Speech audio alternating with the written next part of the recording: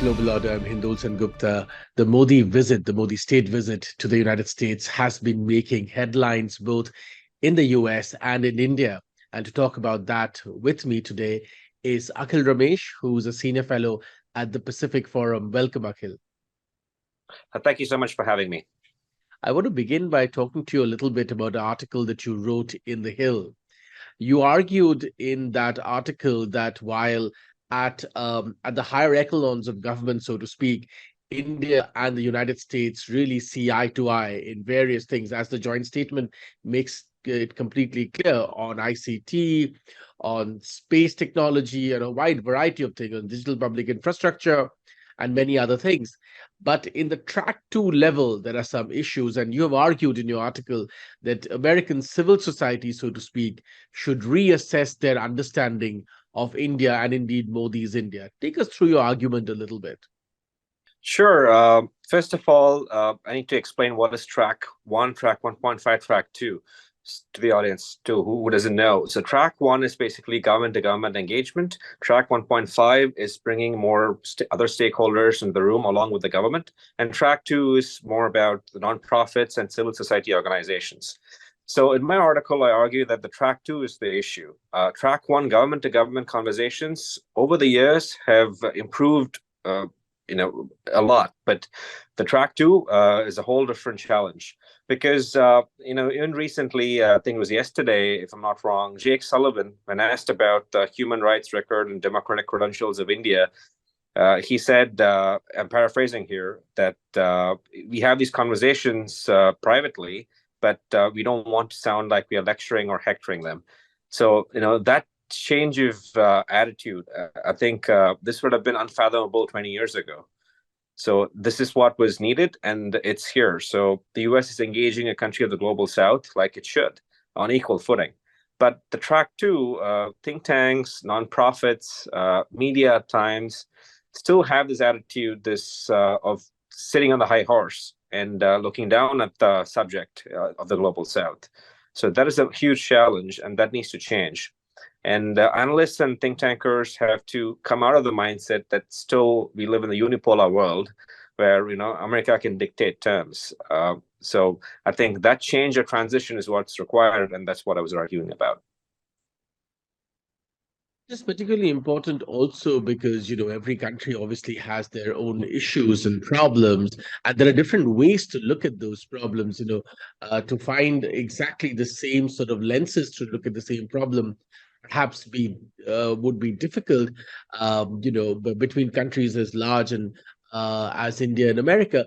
Talk us through a little bit about how you're seeing the reception to Prime Minister Modi's state visit, and barring some discordant voices. Broadly, what is your assessment? Well, the Modi Biden relationship is on a strong footing. The US-India relationship is on firm ground. He was very well received, and there are no issues there. The issue is only at the track 2 level, where there are some differences over whether internal affairs should be discussed or not. And the track 2 kind of pulls the track 1. They keep asking the government the question on internal affairs of the country. That is the major bone of contention for India and for similar countries. Besides that, I think the relationship is on an upward trajectory, and it'll only go up and up from here on. Some people in some people in India, I'm sorry, have noticed that when a petition was created by what in America is known as the Squad, while a bunch of Democratic politicians supported it or signed it, not a single Republican did. Is there, are we reading too much into this, or is there genuinely a difference now between the two parties in how they look at India? I would say there's difference within the party itself. It is not more of a Democrat versus Republican, but within the Democratic Party, there are fringe elements, or the far left, if I may say, that side with certain authoritarians of the world and are not fans of democratic nations. It is unfortunate, but this happens around the world. It's not a unique America problem. Whether it's the Greens in some countries or it's the far left squad in the US. they tend to favor communist regimes and dictatorships, military dictatorships, over democracies that are at times conservative. To them, conservative democracies are not democracies. So that is the problem. I think that sitting from New Delhi or from any part of India, a lot of people, when they look at this dialogue and this debate, they ask the question. Perhaps they wouldn't ask the question so strongly 20 years ago, but they ask the question today. Well, if these sort of issues have to be brought onto the table, then perhaps India should raise the question of how many bombs were dropped on even on the last day of President Obama's administration, as many people are mentioning today on Twitter. But obviously, issues like those have been left largely for the internal affairs of those countries to handle. Do you think there's an understanding at all that the more this sort of dialogue or the more this tenor of debate continues, those issues there would be a provocation in within countries like India and others bring other issues which America might consider its internal issues to be brought onto the table? Yes, if India were to do that, they would be joining the ranks of Russia and China that have already done it in the past. But Russia and China were able to pull it off because they had strong global media. So the big equation here is the media. I think it was Brahma Chalani who wrote about Western media's Orientalism. So the lurid Orientalism of Western media, if I'm quoting him right, that was the title of the article. So the problem is there's the hegemony of the media. Western media has an outsized impact on the developing world. People in New Delhi care what New York Times or Washington Post or BBC writes and thinks about them, but it's not the other way around. No one sitting in New York is going to be reading Times of India or the Hindu. I'm just giving these examples. Absolutely.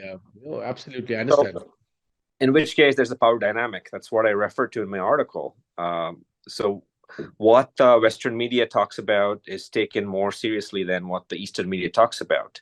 RT or Global Times can talk about Obama's failures in Syria or Libya, or they can talk about Biden or Trump or any other American presidents, misfortunes or mistakes in geopolitics, but that'll be limited to an audience. That won't, appeal to the ones in Washington, D.C. or New York. It'll appeal only to a small fringe here. That is a problem.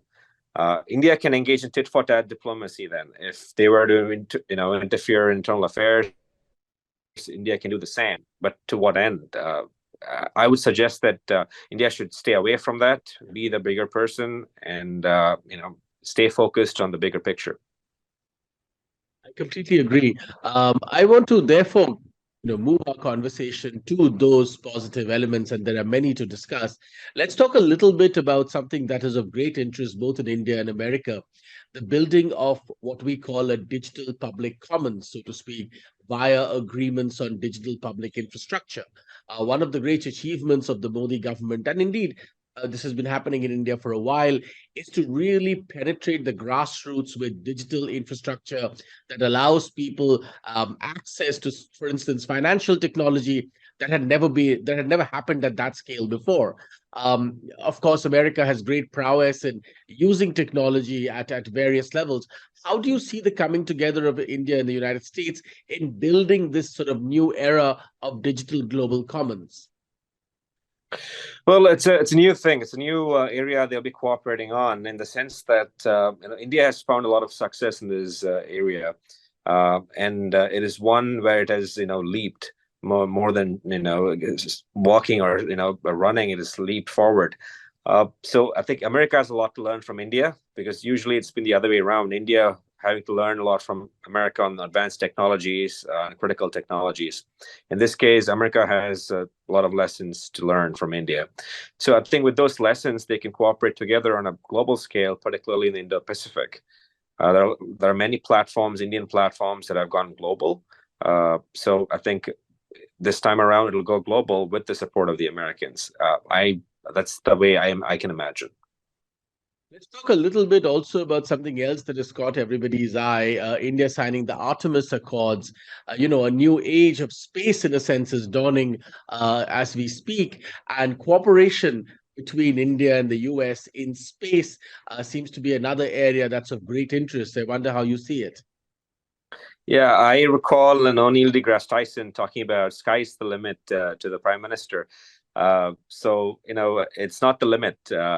And space cooperation is going to open up, I should say, the galaxy or much more beyond. So I think that's actually indicative of the US-India relationship. It's not limited. It can expand, beyond our imagination, like the outer space. So I would say that that is one sign of U.S.-India cooperation moving past the Cold War era differences. Back in the day, space was a very government-run entity in India, and now it is more about privatization, getting big players. Talks of Elon Musk getting involved, not just through Tesla, but through his space venture as well. So times have changed, and if you're looking for signs, space cooperation is one. Let's talk about semiconductors because that gives us a nice segue into the other thing that I want to discuss, China. Of course, there's this great urgency in India to develop an entire semiconductor ecosystem for itself, keeping an eye clearly onto what happens with the great hub of semiconductors for the entire world, Taiwan. New investments have been announced in semiconductors in India. There's, the joint statement mentions the training of many thousands of Indian engineers in semiconductor technology via the US. Tell us a little bit about how semiconductor space is unfolding between the two countries. So semiconductor or any advanced technology is not easy to crack into. So India will definitely play a role in the value chain, but what role it plays in the value chain will be the big question. So it's often talked about testing, packaging, assembly. That's the role India will play. So that in itself is a big challenge. But India is making all the right moves, and they're getting started. But as for the human capital, I think that will be the biggest contribution that India does to not just to the US but to the world. Because often people talk of Taiwan as a geopolitical risk, not just because it's concentrated manufacturing, but also because of the human capital. So Taiwan has these engineers that could work in a semiconductor plant, in a fab unit, and not many countries in the world have them. So what will happen to those engineers is another question. So training Indians on the latest technology, on training Indian engineers on semiconductor manufacturing, I think is the best way to go forward. I think that will make them marketable on a global scale, especially now when there's geopolitical risks in the Taiwan Strait. So, I mean, end of the day, semiconductor manufacturing or an ecosystem in India, it's still in its nascent stages. It's going to take time. It's not going to, Rome was not built in a day. Fab units will not be built in months, but it's going to take years for an ecosystem to develop. So if India's own Taiwan-like ecosystem were to be developed, it's going to take years, but they're heading the right direction. Let's talk a little bit about now Ashley Tellis's famous oblique infamous article where he says America is making a bad bet on India. Of course, Arjun Tharapur actually wrote a sort of rebuttal to that. We're talking, of course, about two scholars foreign policy scholars in America, one of them Ashley Tellis of Indian origin. And Arjun Tharapur, of course, argued that no, actually, this is the best case. India is the best case scenario for America. Tell us which way you swing in that debate, because I heard Ashley Tellis and Milan Vaishnav's podcast also after that, explaining what he meant in the article, and his argument seems to be, yes, India will probably not send troops marching into battle if America confronts China in a war, but India can do a whole bunch of other things that are invaluable to America, and for that reason, even though it may not technically, form a military alliance, America should still continue to really engage with India. And of course, Tharapur argued that India can build a whole wealth of cooperation in issues that would be invaluable to America. Tell us which way you swing in that debate. I mean, I agree and disagree on some parts. It's not very black and white. What most analysts, South Asia analysts, miss out is comparisons. First of all, you need to define ally, and you're talking about a treaty ally, and if it's a treaty ally, which treaty ally has promised that they will get involved in Taiwan? Last I checked, Europeans are not exactly sure about their involvement in Taiwan. Besides Japan, Australia, probably Korea, the involvement in the Taiwan Strait conflict, in any potential conflict by, say, any other partners is very limited. In which case, how can you expect India, which is not even a treaty ally, to take part in a military conflict? So that's first.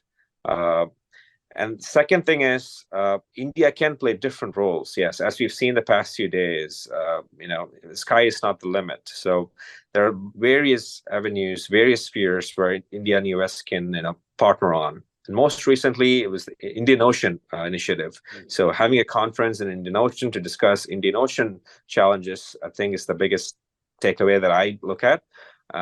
And these are the developments that you need to be looking out for, rather than thinking of India as a partner in Taiwan, or if India as a partner in Africa, or if India as a partner in Central America. So India will play a role, but you can't expect India to be everywhere and with you on everything. Saying something important. You're saying that looking at the issue in such narrow terms, that will India send its troops to fight with us in Taiwan, literally in those terms, is really limiting what is a far broader, expansive, deeper engagement that the two largest democracies in the world are, have and are, continuing to build.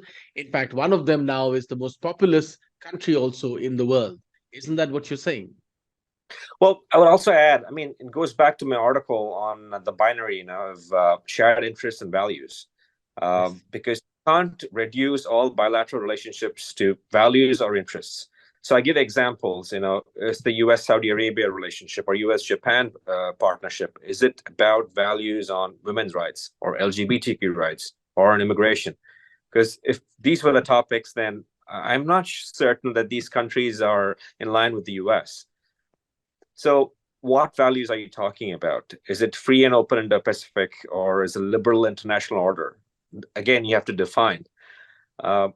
Just playing with the ambiguity that the US plays with Taiwan is not a foreign policy strategy for all bilateral relationships. You need to be more clear, and you need to have certain definitions for values and interests.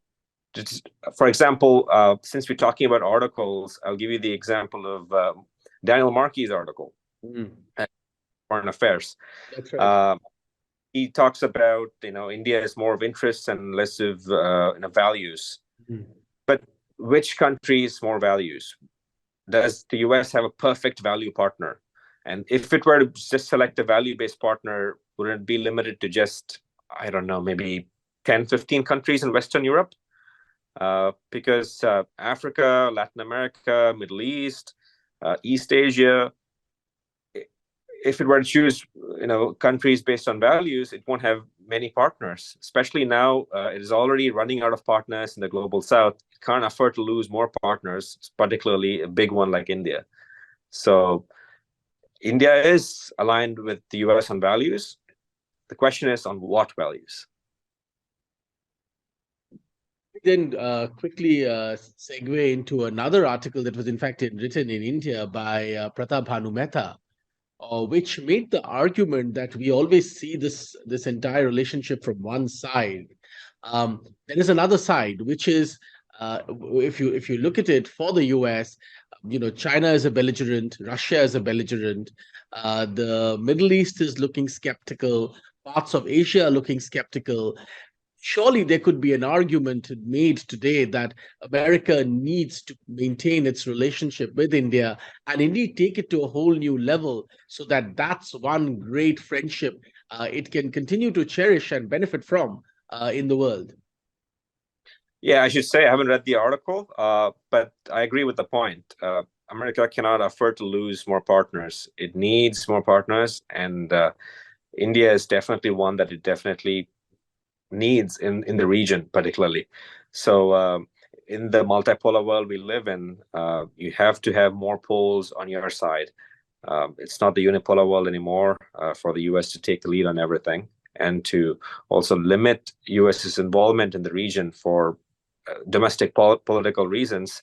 It's better to have an ally or partner like India that will not, rely on the US for its defense needs, rather than a partner in Europe or in East Asia that count on the US or Uncle Sam to save the day. We come to the end of our conversation. I want to conclude by talking about, since you mentioned the one big thing about India is that it does not expect the US to come running to help it in any, conflict that it might be involved in. Talk to us a little bit about defense ties, because that's the other big piece of the puzzle that's coming out from this visit. There's talk about cooperation in jet engine manufacturing. There's deeper cooperation across the spectrum in defense. How are you seeing that? I think this will address the Cold War era differences, because the reliance on Russia was a big bone of contention for the US. The India-Russia relationship now, even though it's more on energy, historically has been a defense anchored relationship and partnership. So this is a stake basically at the heart of it. The defense collaboration project with the US will help reduce its reliance and dependence on Russia. And also it'll increase cooperation with India on defense and security matters. I think that'll go a long way for deterrence in the Indo-Pacific region. So India will have to protect its own shores. It cannot, like I said, call on Uncle Sam for help. So for that, India has the numbers, India has the talent to build. So all it needs is technology. And if the US is willing to share, then you have a problem solved in the Indian Ocean, at least. My last question, Akhil. You heard the Indian Prime Minister's speech at the U.S. Congress. Again, it's he was speaking there for the second time. What did you make of the speech? And also, if I can quickly add before you answer, if I can quickly add, also, what did you think of the joint press conference which both Prime Minister Modi and President Biden did, and their comments there? I mean, I'll answer both together, in the sense that the relationship and partnership was well reflected in the speeches by both them together and Prime Minister Modi's address. It is an upward trajectory, and whether we use acronyms like AI, America and India, or whether we talk about the Quad, the relationship is on an upward trajectory, and there's positivity in Washington. I'm currently in Washington, and I can see the US-India flags all around. And this is going to be, I guess, we're going to be seeing more of this. And there's no negativity per se, besides few articles and people, shooting some skepticism into the conversation. So this is a very refreshing thing. If you are one, studying the US-India relations for a while, I think one would wonder what is happening. If one goes into a coma in the 1970s and wakes up now, I'm like, what is the world I'm living in? So that is the world of difference we see. And I think this is going to continue. And those speeches reflected that. Wonderful. Thank you very much for your incessant comments, and thank you for we dragged you in the middle of the night, as it were, to have a conversation with us. I thank you for your time, Akhil. Thank you so much for having me, Hindol.